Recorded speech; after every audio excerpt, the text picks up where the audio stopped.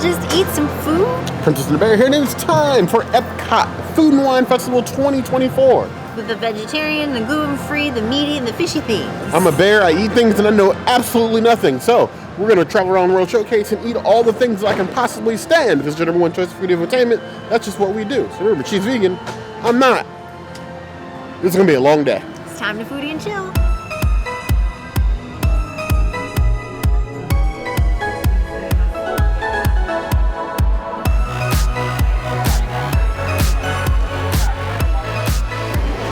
Here we have the traditional mac and cheese from Macatizers here in the Communities Hall, the People's Hall, CommuniCore Hall. It's still a hallway. There's some flags, a couple of lights. Is this everything we wish for? Probably not, but maybe the mac and cheese will be. Traditional mac and cheese, I don't know that I normally put breadcrumbs on top of my normal traditional mac and cheese. If I'm going to do that, it's definitely going to be more than this like sad looking corner right here, but I understand obviously it was scooped. But I digress. Dive right in, get a little bit of the crumbles, a little bit of cheese, little herbs in there. Okay, they're trying to fancy it up for traditional. Definitely cheesy. Sharp cheddar cheesy, not Chester cheesy, but cheesy. Like, not as smooth as Velveeta, but not as thick as say like Cardi B. But tasty all the same. If you like mac and cheese, you will definitely like this. Eat all your heart desires. Hang on the AC for a bit. I'll give that 3.5 out of 5 plus.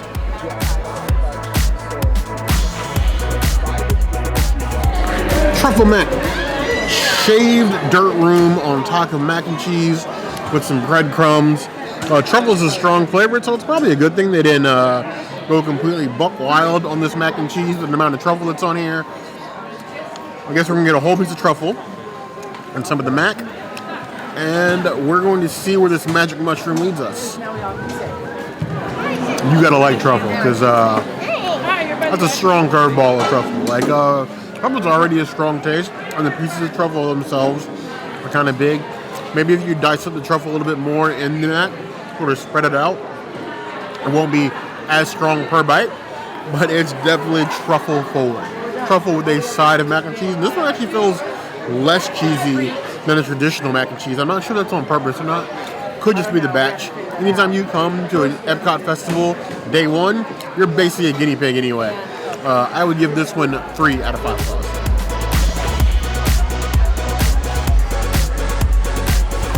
So here we have a cheesesteak mac and cheese, the final mac and cheese for Macatizers.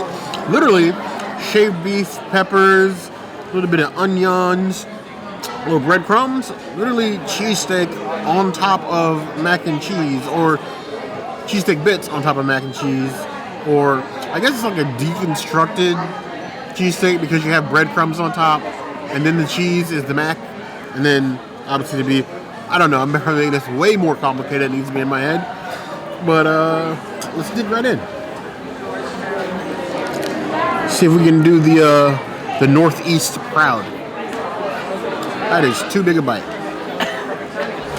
It is definitely giving cheesesteak. I had my doubts. I think it'd just be like some seasoned beef on top of mac and cheese, but honestly every bite is given cheesesteak with a focus on the cheese part. If you love cheesesteak aficionado, you might try this. Is it traditional? No, but who cares? It's fun and it's EPCOT.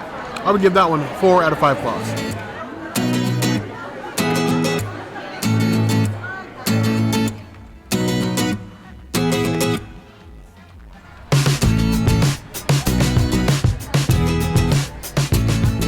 Here we have a key lime tart because I'm from the Keys, and this is a tart. There happens to be key lime in there. It's really all that it is.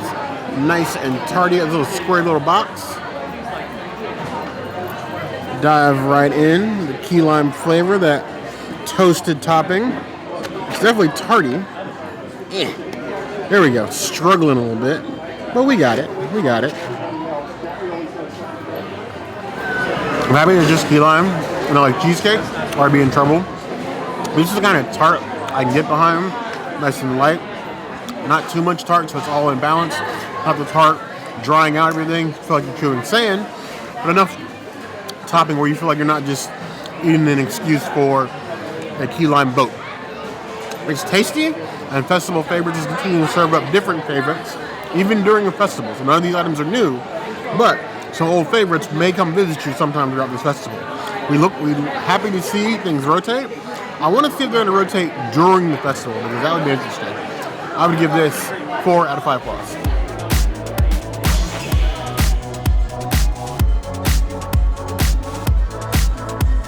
We have the potato and kielbasa pierogies.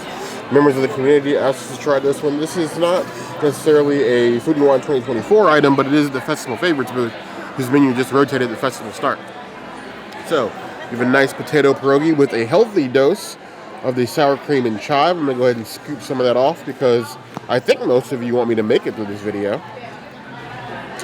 And we're going to try to figure out a way to go get some kielbasa and pierogi without making a complete mess of myself. We're going to call this the foodie tightrope walk.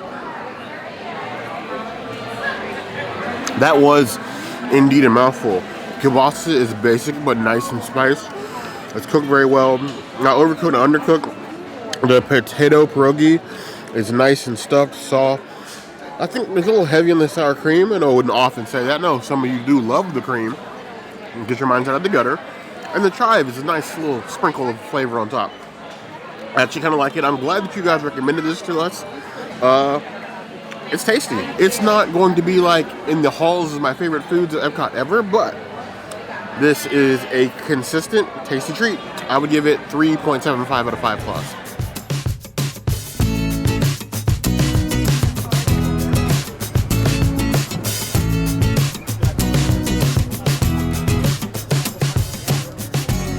Here we have Coastal Eats Jumbo Shrimp, and while they are jumbo, I also think they meet jumbo price, $13 for 3 shrimp.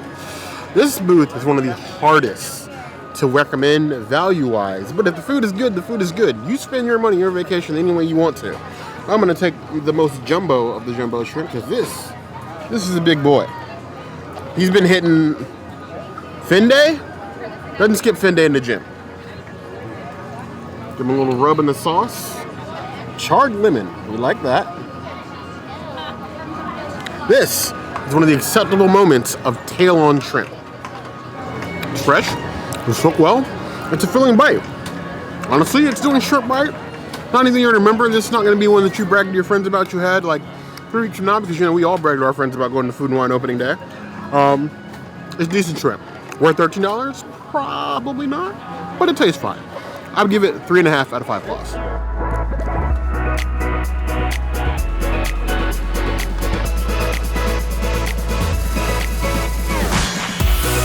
Here we have a smokehouse stack blended burger from Flavors from the Fire. But given the ingredients, it should be Flavors from the Forest, because you have a blended beef and wild mushroom burger, a little melted brie on there, and like truffle seasonings in there as well, like dirt rooms and blended cow. Interesting. But the only way to find out how interesting it is to take a bite. You know, I said Flavors from the Forest. I said Flavors from the Forest, but that first bite, all fire. I taste grill, I taste smoke. It's like eating a juicy, well-seasoned campfire with the side of beef. Very well seasoned. The mushroom sort of adds the savory, but doesn't like overpower it. So it's not extremely earthy, even with the truffle. And truffle can be a very strong flavor. That is a balanced burger, and I'm not even a huge burger person. That is tasty. It's not too heavy. It's not too dense as I was expecting it to be, but it's tasty. Even the melted brie adds a little bit of complexity to it, a little bit of layers. Flavors and Fire is hitting with all cylinders this year. I'd give that 4.5 out of 5 plus.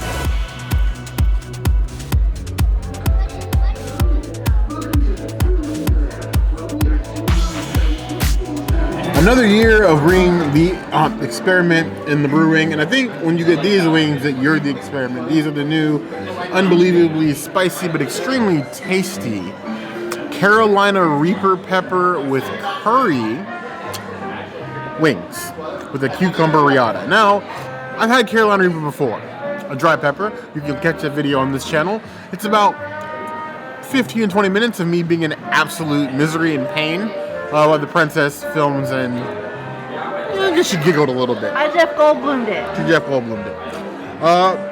So, there was no way in the world I was coming to this festival and not getting these wings. Like, that was a guarantee. I suffer, so you don't have to. So we're gonna do this bear style.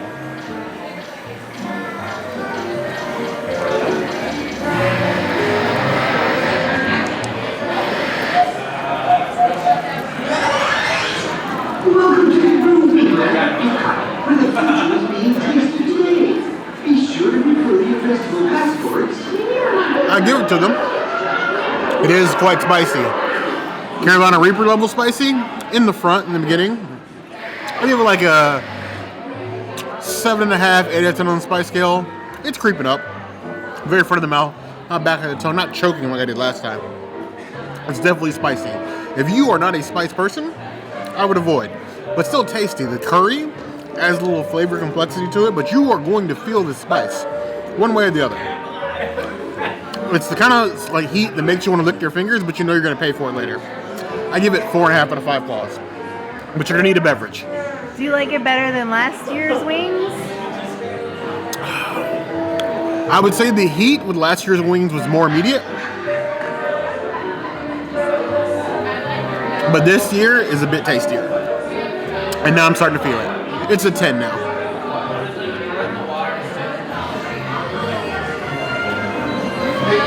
That is definitely a Carolina Reaper.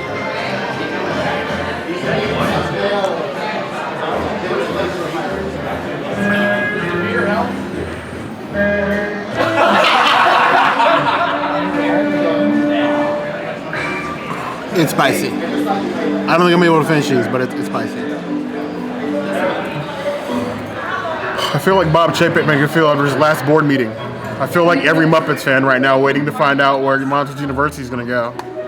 I feel like people who are fans of Tom Sawyer's Islands would actually feel if they actually cared about Tom Sawyer's Island. Ooh. This must be what a Dino Land fan feels like.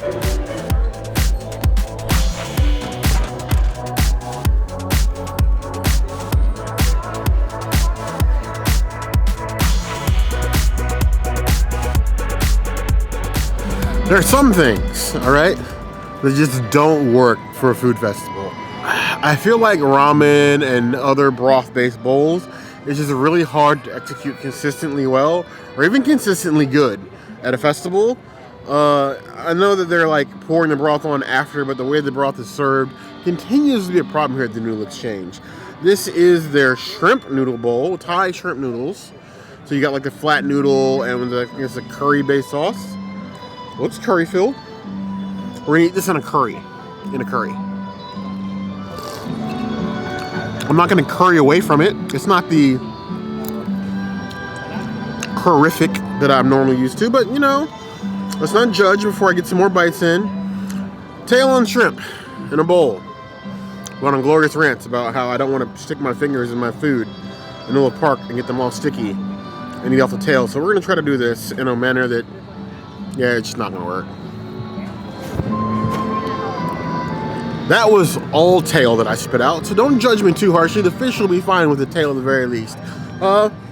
This bowl is bland and muted. You're gonna give me like a curry flavor in Thai. It's just not punchy. You do have noodles. There's shrimp. It's cooked okay. You got some dirt rooms in here. It's just a average base bowl. So like, it's just not tasty or good anyway. Like the noodles just, the flavor is as limp as that noodle. Noodles should be limp, the flavor should not. I'm giving it a 2 out of 5 claws. The Noodle Exchange bowl, Noodle Exchange booth continues to be a booth that you can just skip, just ignore it. There's a reason that nobody's in line. Trust that, at the very least, even though trust me.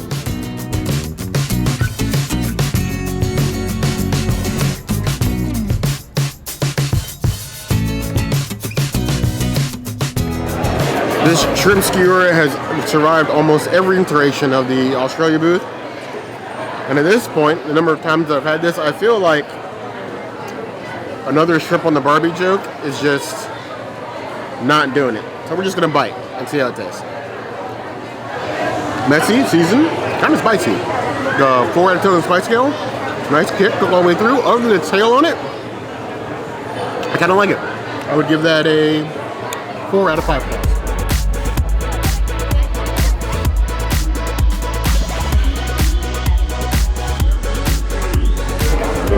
I am angry. I have Mexican and Hispanic friends. Pan de elote, Mexican corn. Why have I not heard of this?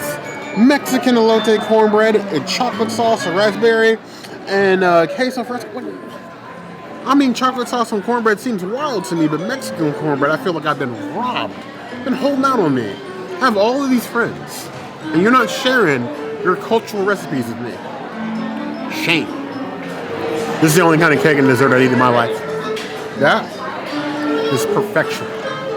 The softness, the corn bits, the chocolate, the cheese. Honestly, it seems like a wild amalgamation of things. It's perfect. This is what I want my birthday cake to be this year. 5 out of 5 claws. It's on the Bear Ceci's list. If you come here and you don't eat things, I don't ever want you to hear you complain about we don't recommend good food to you ever again. Eat this. Or just go and eat trash food in like, I don't know, Hollywood Studios or something.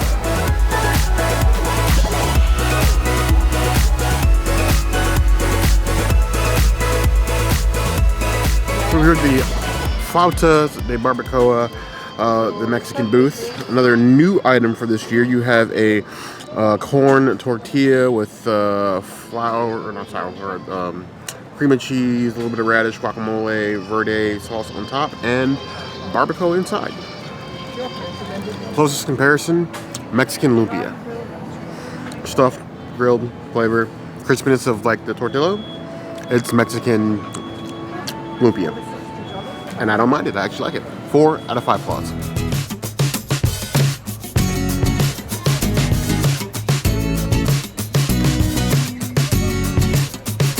Here we have the curry chicken stew. It's served in what's like a hollowed out piece of bread. The stew sort of stacked on top. As soon as I picked it up, it just collapsed under its own weight. But it is literally just bread and stew. Interesting way to serve it in the heat. It's like a, instead of a bread bowl, it's like a bread canoe kind of thing. It's definitely hearty. You get a strong punch of the curry flavor, but it's not spicy. I'm not getting any spicy that I would even give it a 0.5, but it's definitely a punch of flavor. The chicken's very well seasoned. The chickpeas are a nice addition. The bread completely like softens and soaks up the juices of the stew. It's a good little walkable bite. I would give that 4.25 out of 5 claws. Refreshment Outpost sets the bar high for these other booths that are like actual booths.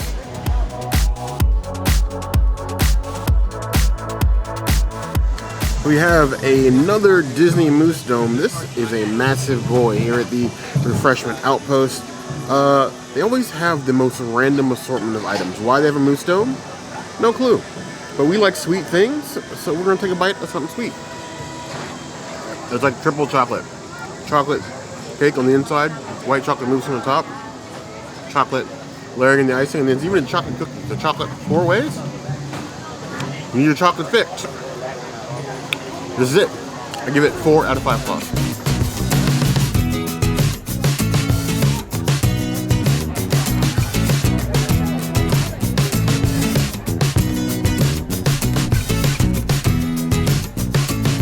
We couldn't go to a festival or a food and wine festival without at least trying some paella from the Spain booth.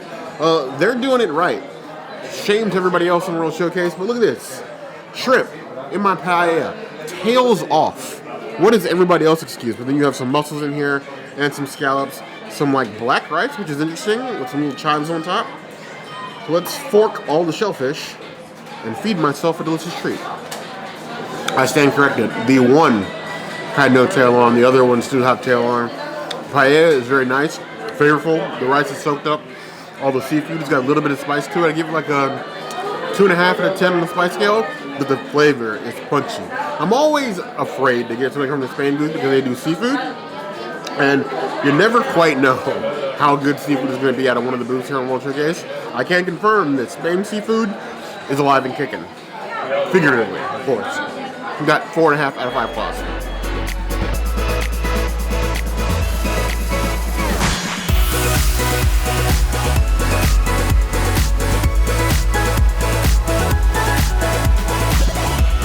For some reason, I'm not really sure if it has anything to do with anything, America decided to go 100% glizzy forward for Food and Wine 2024 this year. So in honor of the Glizzy Nation, I'm in the fanciest place I could possibly eat a hot dog in EPCOT. This is the Carolina dog. Looks like coleslaw, mustard, and chili. You can also get one of these at World's Famous Hot Dogs at Universal City Walk. Hot Dog Hall of Fame. Hot Dog Hall of Fame, but this is it's a normal sized glizzy in a tiny bun. Get your minds out of the gutter. Mine's in the gutter, but get your minds out of the gutter. I'm not a huge fan of Carolina style hot dog on its own, even though it has most of the ingredients I like. I love chili dogs. I've ranted to all, from one end to Walt Disney World to the other, about how much I don't like hot dogs. But I guess what I mean is I don't like certain kind of hot dogs. There's other hot dogs I'm willing to tolerate. I'm willing to tolerate a hot dog covered in chili. Cheese, optional. This with the relish, actually, or not relish, the coleslaw, isn't bad for Carolinas. Not against the Carolinas. You guys are alright. Alright. I have family in Carolina. It's a decent hot dog. I would give it 3.75 out of 5 plus.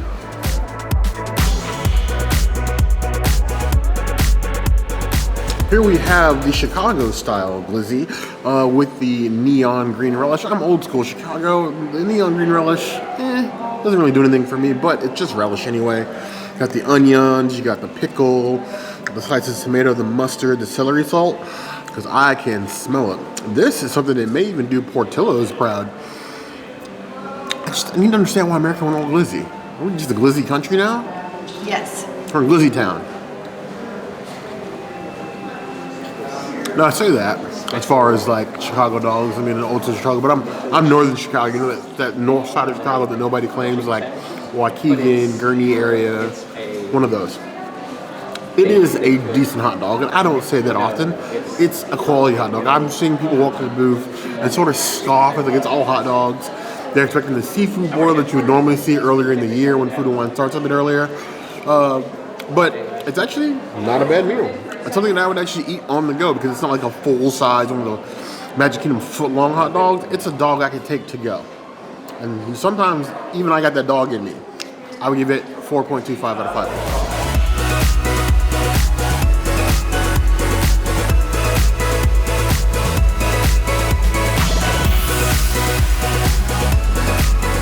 America and its parade of glizzies. This glizzy is New York style. I don't know what style of hot dog New Yorkers created or what monstrosity they created. And our fellow New Yorkers, I know there's a lot of you in the comments, feel free to flame me or tell me, do you consider this to be New York style? It is caramelized onions, sauerkraut, and then an onion tomato jam in a toasted roll. A little tiny glizzy. I feel like it's got something to prove. As a lifelong hot dog hater, I'm surprised at just how good the hot dogs are here at the America booth for Food and Wine. Now, if there is some combination of flavors you don't like, they are making the hot dogs to order at the booth. So if you want a plain hot dog, you can get that. If you just want like one of the toppings, they're more than happy to make whatever you want and hand you a hot dog for $6.75. This New York style is actually not bad. I don't like it as much as Chicago dog, and obviously there's a lot of bias built up in my heart because of that, but it is a decent glizzy. I would give it 3.5 out of 5.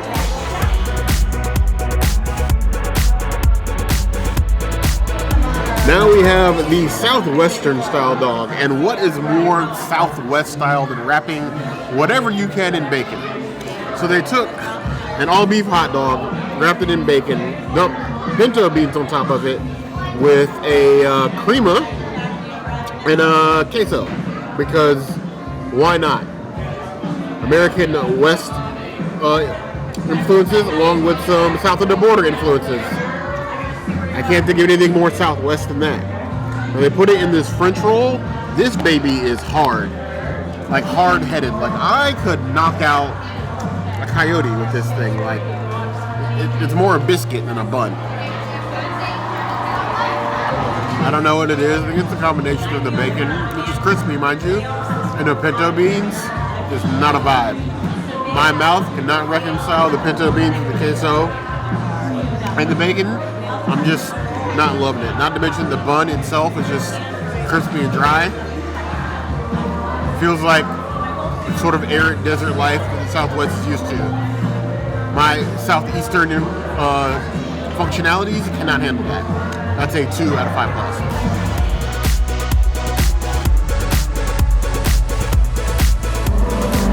Vegetarians, I'm sorry. You know that I'm always looking out for you, but it seems that in a lot of cases this is really only interested in vegan or vegetarian desserts. I don't know what it is with you guys. You even have a bunch of cheese. You have some cheese, but like not as much cheese as years past. So it's either cheese or dessert. This time you get a chocolate pudding cake with a bourbon caramel, American style. It looks more like a brownie than a cake, but the bourbon glaze looks kind of pretty. Go ahead and spoon some of that in there. Might as well be a chocolate mountain. Oh my God. It's like you took chocolate, distilled everything out of it but the chocolate, added more chocolate, let it thicken, and somehow not harden. That is just like chocolate on chocolate on chocolate. It would make Wesley Snipes look pale. That's how chocolate it is. I would give that a 4.75 out of 5 paws. I love it, and honestly, that's a plate I would easily clean. And I don't often say that about American food. It's a good value.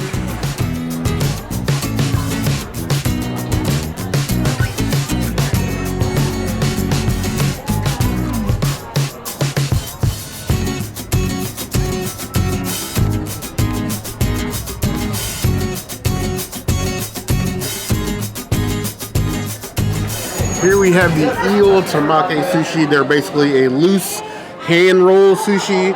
So you have eel in here. You also have some skipjack tuna and rice. It's basically like a sushi burrito or open taco. There's a lot of like cross purposes going on here at the festival this year. You have what's basically Mexican lumpia. You have Italian style nachos, and now we're getting sushi tacos. I'm all for a foodie adventure if my food isn't falling out of itself, as I reconstruct it with my hands.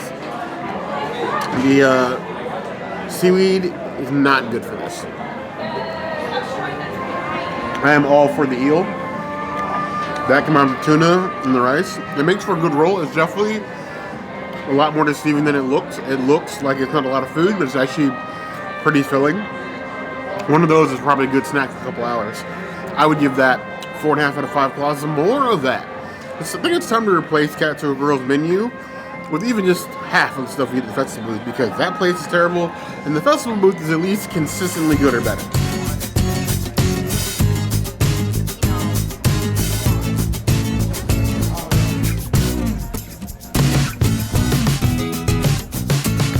Griddled cheese covered in honey and pistachios. Pistachio. It's a nice, like, almost like a cheese patty. And it's covered, like smothered in the honey. It's interesting. I have absolutely no idea what kind of cheese this is. I took the single magic pill. We're just going to hope that's enough, right? Right. Honestly, the sweetness of the honey with that sour of the cheese and then like that earthy flavor of the pistachios, they actually go quite well together. This is a nice snack. I would call this a dessert. That's probably just me. It's tasty. It's unique. I like it. 4.5 out of 5 claws.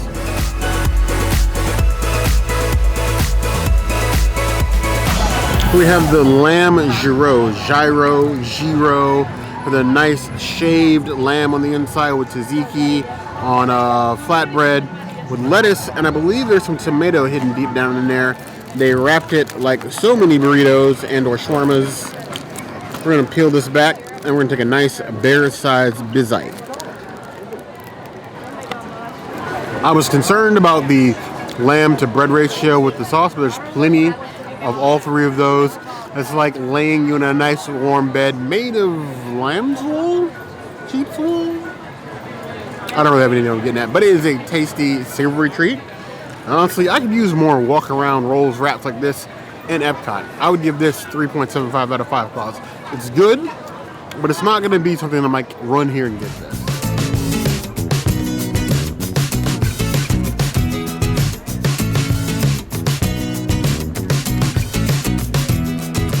The infamous Moroccan pistachio cake. This one has also been here in a while. A couple different iterations, but you get the same like spiraled upside down looking cake, pistachio cake with a little chocolate medallion and the nuts around it. I'm gonna leave that medallion alone. I'm just gonna cut here into said cake with a little bit of the nuts.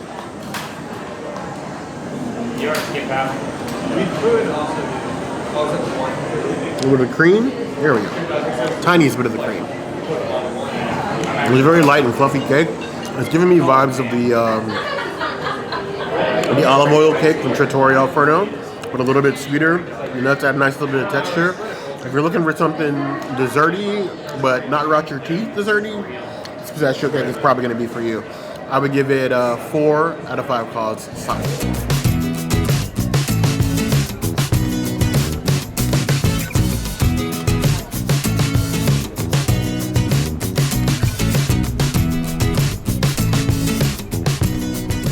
Here we have this egg and goat cheese. I don't know if you would call it a casserole, a French omelet. It's a something in a little tinny. I can't have goat cheese. It's nice and baked. Got a little crust on it. It's definitely an omelet. Omelet-like. And cheesy. Let's see if it's actually the goat. It's given quiche. Honestly. Like a goat cheese quiche. Very light. A little greasy. You can see the liquids down in there. If there's any more liquid, it might be a soup. But it's tasty. If you like omelets, a little runny, or quiches, this will probably be for you. If you're a cheesehead, cheese connoisseur, cheese addict, whichever one of those categories you fall into or the one you pick for yourself, you might like it. I give it 3.75 out of 5 claws.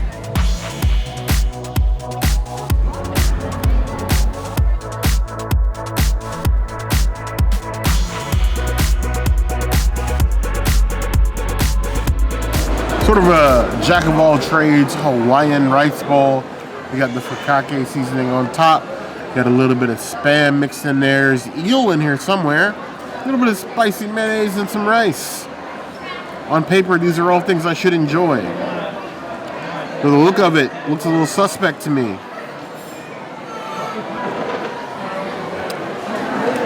That tastes like an island-wide 2-hour rolling blackout. If that doesn't make any sense to you, this bowl is probably not for you. When you deal with not having power on the regular, week to week, some of us are so dependent on having actual power every day, all day. You learn that some of the food that you cook, not always going to be the warmest. It's not always going to be perfect. You make what you got. Sometimes you share as a community, make sure your food doesn't spoil. That's what this bowl reminds me of. We have rice, we have Spam, we have fukake seasoning, we have a little bit of eel we can throw on the grill, and that way everybody in the neighborhood eats. And so even though I don't love this, I respect the idea behind it. 4 out of 5 claws.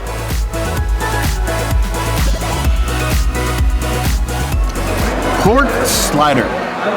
You're smart this year, Disney. I'm gonna assume that somebody heard that I hated the Spam musubi, that it was awful, and I maligned and made fun of it for the last 2 years. So this year, no Spam musubi, but you're right back to depending on this sad pork slider with the pulled pork, spicy mayonnaise, a little bit of pineapple on top, a little bit of peppers on a King's Hawaiian bun. I feel like a King's Hawaiian bun is like the laziest slider bread option that you could possibly choose, but when it works, it works. I'll admit you had me in the first taste, but as I kept chewing, that pork got drier and drier and drier. It was like trying to swallow a sack full of quarters all at once. It's not a good time. The pork is a little bit muted. The pineapple is sort of doing most of the heavy lifting. King's Hawaiian roll is King's Hawaiian roll. I feel like as far as sliders can go, especially here at EPCOT, you can do a lot better. I give that 2.5 out of 5 claws, and it's probably being a little bit generous.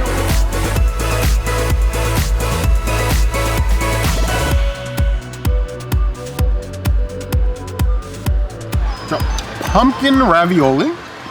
It's a thing. People eat it. People do love pumpkin. I don't mind pumpkin. I don't know if I love pumpkin.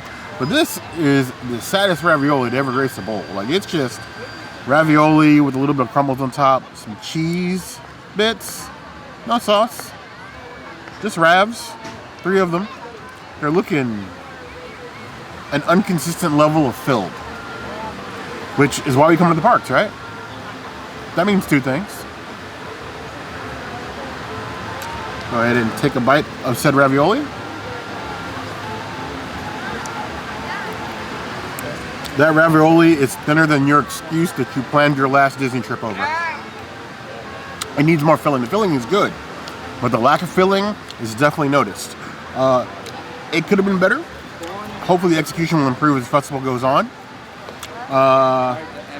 It's $1.25 each ravioli. Try it. Don't. It tastes like $1.25 filled ravioli. That's expensive. Do better. 3 out of 5 plus.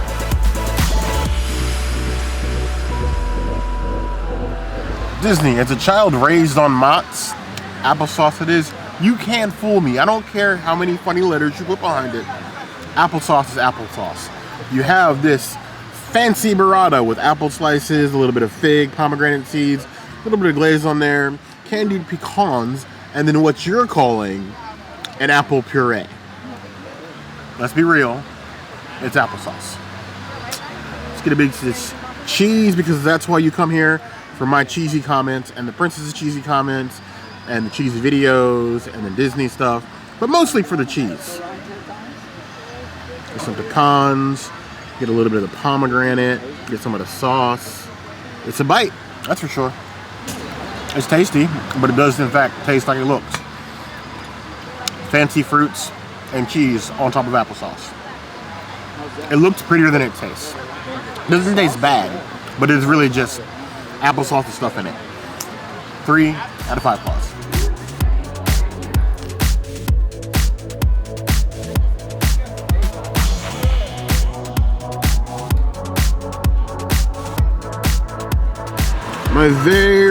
My vegetarian brothers, sisters, cousins, and they and then of them, I'm still repping for you, even though I feel like every time I rep for you, all I ever eat's desserts.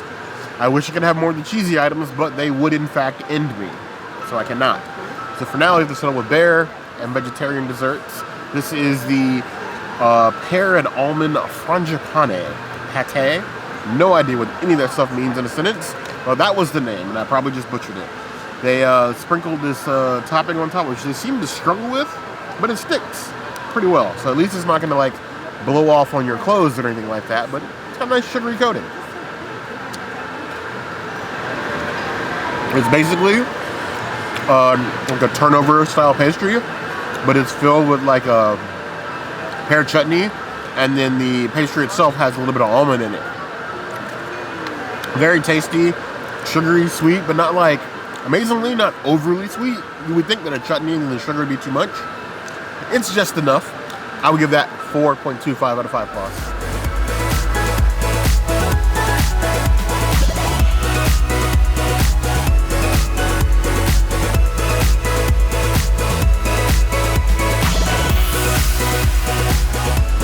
We have the bison from the Bramblewood booth on top of a butternut squash puree, some roasted mushrooms. Then you have this huckleberry gastrique, and I'm just gonna go ahead and say it. I'll be your huckleberry. Either way, we're gonna dive right in. We're gonna take some of this gastrique. We're gonna take this bison, which seems to be what everybody's ordering today. You know, looking at these, I thought the slices were kind of thin, but they're actually got some decent girth to them. Girthy boys. I really like what they did with that, because bison is a very like, not very, but it's like a more gamier meat than normal meat, such as the commercially available steak, beef, pork, things like that. But the grilled mushrooms, along with that huckleberry jam, definitely sort of like even that out, so you get like this sweet, salty thing going on. It's almost on the verge of too salty, but then you have the butternut puree sort of like spreading that out, and it just kind of works, honestly. It's a tasty little slice of meat. I am not the red meat connoisseur, but this is actually quite tasty. If you've never had bison, now might be your time to try it. I'll give it 4.25 out of 5 plus.